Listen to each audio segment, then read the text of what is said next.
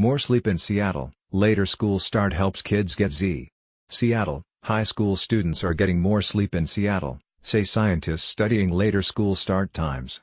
Teenagers wore activity monitors to find out whether a later start to the school day would help them get more sleep. It did, adding 34 minutes of slumber a night. They also reported less daytime sleepiness, and grades improved. The Seattle School District changed from a 7:50 a.m. start time to 8:45 a.m. in the fall of 2016 for high schools and most middle schools, joining dozens of other U.S. school districts adopting later starts to help sleep-deprived teens.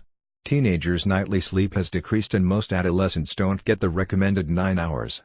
One culprit: light from devices that many teens use to chat, post and scroll long after dark. Franklin High School senior Hazel Ostrovsky, who took part in the study, said sleeping later makes it easier to pay attention during class, but she still struggles sometimes.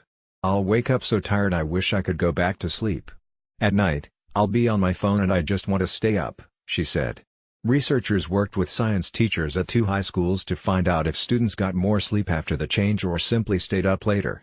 Over 2 years, they recruited 178 sophomores to wear wristwatch-like monitors for 2 weeks to track activity and light exposure. Results were published Wednesday in the journal Science Advances.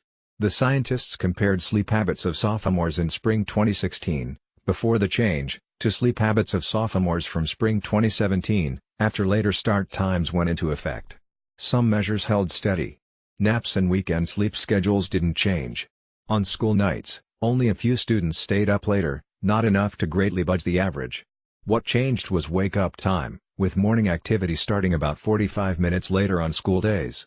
Combined with a slight shift to later bedtimes for a few, the average sleep duration increased by 34 minutes.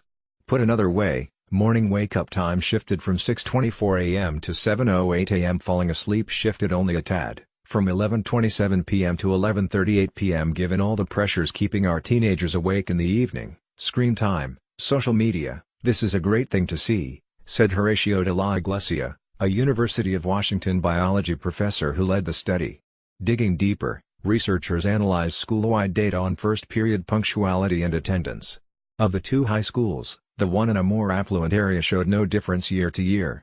But the school in a poorer area had less tardiness and fewer absences after the change, a hint that later start times could help with socioeconomic learning gaps, the researchers said. Exam scores and other grades in the science classes increased year to year by a small margin. But the authors acknowledge that teachers' views on the later start time could have unconsciously boosted the grades they gave. Most U.S. middle and high schools start before 8:30 a.m., contrary to an American Academy of Pediatrics recommendation, said University of Minnesota researcher Kyla Wallstrom, who studies the issue. School districts resist, she said, because later start times disrupt bus schedules and sports practices, and rob parents of afternoon teenage babysitters to watch younger kids. Prior studies relied on students recalling how much they slept. This was the largest to use a stronger measure, the wearable monitor, she said. Bringing the research into classrooms made it a learning experience for students, Wallstrom said, a brilliant way to do it.